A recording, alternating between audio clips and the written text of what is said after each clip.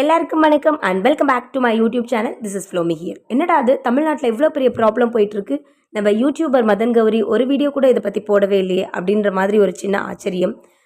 எப்போல்லாம் தமிழ்நாட்டில், இந்தியாவில், வேர்ல்டில் ஏதாவது முக்கியமான விஷயம் போயிருக்கு அப்படின்னா அதை பற்றி டக்குன்னு ஒரு அஞ்சு பாயிண்ட்ஸ் எடுத்துகிட்டு வீடியோவாக கொண்டுட்டு வந்துடுவாங்க மதன் கௌரி. இப்போது தமிழ்நாட்டில் யூடியூபர் இர்ஃபான் ஒரு விஷயம் செஞ்சுருக்காரு.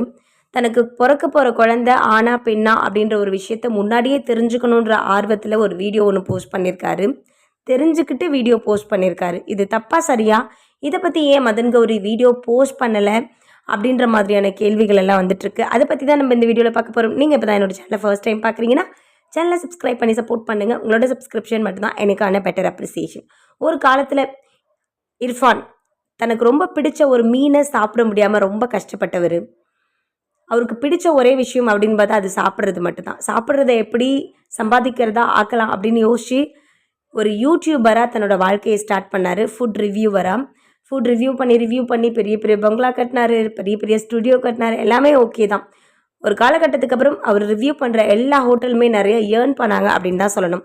சரி, நம்ம ஒரு யூடியூபராக, சக்ஸஸ்ஃபுல் யூடியூபராக வளர்ந்து வந்துட்டோம் அப்படின்றத தவிர்த்து நம்ம ஒரு வளர்ந்த யூடியூபர் அப்படின்றதுனால நம்ம பண்ணுறது எல்லாமே சரியாயிடுமான்னு கேட்டால் அது இல்லை. கல்யாணம் ஆச்சு, அது ஒரு பெரிய கண்டென்ட் ஆக்குனாங்க. அப்புறம் அவங்க ஒய்ஃப் கன்சீவாக இருந்தாங்க. அதையும் எல்லாருக்கும் ரொம்ப சந்தோஷமாக சொன்னாங்க. இது எல்லாமே ரொம்ப சந்தோஷப்பட வேண்டிய விஷயம் தான், இல்லைன்னு சொல்லவே இல்லை.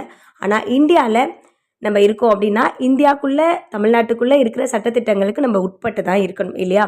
பொதுவாக அந்த 70s 80sலலாம் நிறைய மூவிஸ் நம்ம பார்த்துருப்போம். குழந்தை வந்து பெண் குழந்தையாக இருந்ததுன்னா கருவிலே அழைச்சிடுங்க. ஏன்னா அந்த குழந்தை வளர்ந்து அதுக்கு வரதட்சணை கொடுத்து அதுக்கு கட்டி கொடுத்து நிறைய செலவுகள் இருக்குன்னு இந்த மாதிரி நிறைய கொடுமைப்படுத்துகிற மாமியார் படங்கள், இந்த மாதிரி படங்கள் எல்லாம் நம்ம பார்த்துருப்போம்.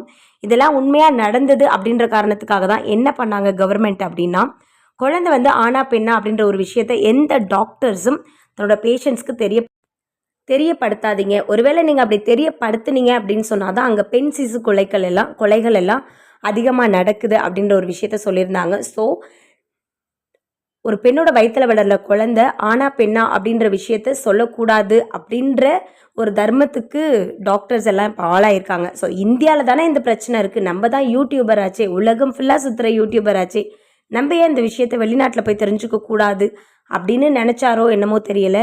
இந்தியாவில் இருக்கிற இந்த ரூல்ஸை பிரேக் பண்ணணும் அப்படின்னு நினச்சாரா என்னன்னு தெரியல. யூடியூபர் இர்ஃபான் தன்னோட ஒய்ஃபை கூட்டிகிட்டு துபாய் போயிட்டு அங்கே குழந்தை ஆனா பெண்ணா அப்படின்ற விஷயத்த தெரிஞ்சுக்கிட்டு, குழந்தை வந்து பெண் குழந்தையாக தான் பிறக்க போகுது அப்படின்ற ஒரு விஷயத்த தன்னோட யூடியூப் சேனலில் வந்து ரிவ்யூ பண்ணியிருக்காரு.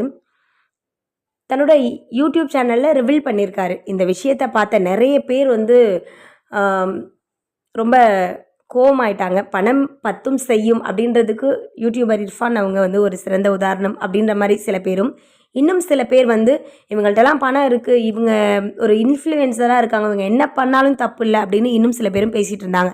இதெல்லாம் பார்த்துட்டு இருந்த நம்ம தமிழ்நாடு கவர்மெண்ட் என்ன பண்ணிகிட்டு இருக்காங்கன்னா, சீக்கிரமாக இர்ஃபான் மேலே வந்து நாங்கள் நடவடிக்கை எடுப்போம் அப்படின்ற ஒரு விஷயத்த சொல்லியிருக்காங்க. ஆக்சுவலாக இந்த விஷயத்துக்கு இர்ஃபான் மேலே நடவடிக்கை எடுத்து தான் ஆகணும். இது ஒன்றும் ஒரு சாதாரணமான விஷயம் கிடையாது அப்படின்ற விஷயத்த எல்லா தரப்பினரும் பேசிக்கிட்டு இருக்க இந்த சமயத்தில் நம்ம மதன் கௌரி மட்டும் ஏன் அமைதியாக இருக்காரு? இது எவ்வளோ பெரிய விஷயம். பெண் சிசு கொலை அப்படின்றது வந்து ஒரு சாதாரணமான விஷயம் கிடையாது.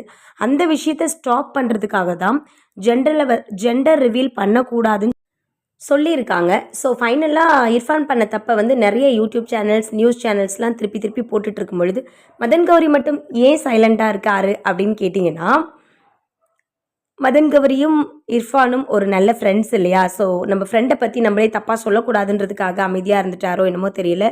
ஒன்றும் இதை பற்றின அவேர்னஸை தான் மக்களுக்கு க்ரியேட் பண்ணணும் அப்படின்ற சென்ஸ் இல்லாமல் இவ்வளோ ஒரு செல்ஃபிஷாக மதன் கௌரி இருக்காரே அப்படின்னு சொல்லிட்டு நிறைய பேர் இர்ஃபான் பண்ண தப்புக்கு மதன் கௌரியையும் சேர்த்து திட்டிகிட்டு இருக்காங்க.